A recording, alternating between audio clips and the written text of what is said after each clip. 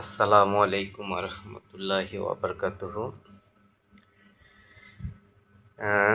চলে আসলাম Nowroz news dot TV থেকে। তো আজকের টপিক হচ্ছে যে ছাত্রদের যে পরীক্ষা নিয়ে যে অবস্থা, সারা বাংলাদেশে কঠিন অবস্থা। এই লাগাতার প্রায় এক সপ্তাহ যাবৎ বৃষ্টিতে সারা বাংলাদেশের শহরগুলোর যে অবস্থা, প্রায় কোমর থেকে কোথাও বুক পর্যন্ত পানিতে তলিয়ে গেছে।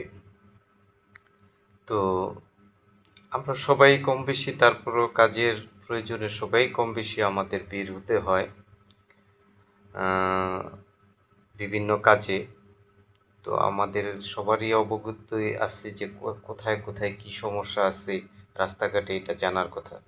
তা আমাদের মাননীয় মন্ত্রী মহোদয়, তার এতটুকু কি কমন সেন্স নাই যে উনি এত বড় একটা সমস্যাকে সে কোনো সমস্যাই মনে করলো না?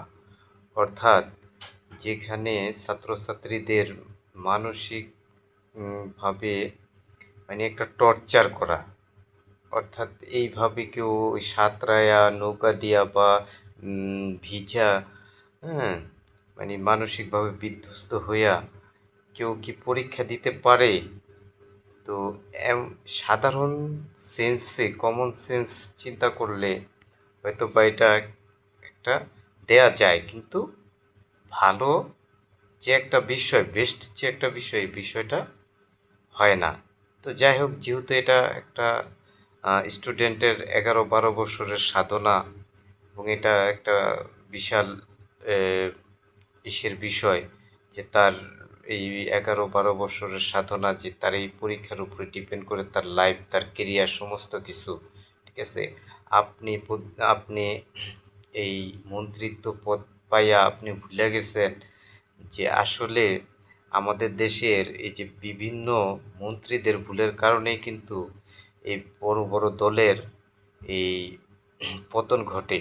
তো আপনি যে ভুলটাকে একেবারে ছোট মনে করতেছেন, ঠিক আছে, আপনার এই ছোট্ট ভুলটার জন্য আপনাদের যে দলটা আছে, বাংলাদেশ জাতীয়তাবাদী দল, এই দলের জন্য বড় কোনো সমস্যা বয়ে আনতে পারে, এটুকুই আমি বলবো।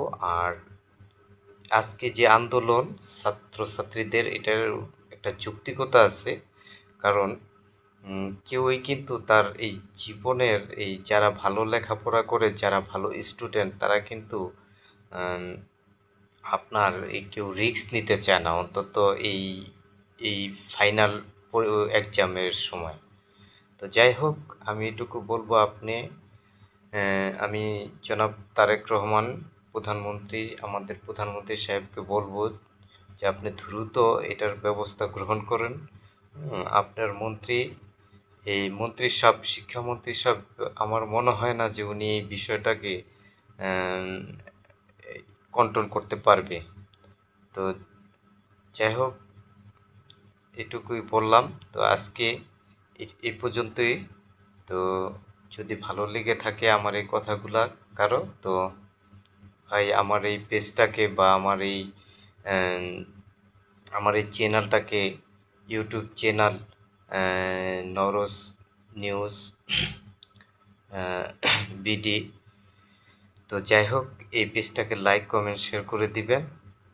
ঠিক আছে, আমরা যেন সাধারণ জনগণের পাশে, ছাত্রছাত্রীর পাশে থাকতে পারি এবং ন্যায় কথাও বলতে পারি, ন্যায্য কথা বলতে পারি।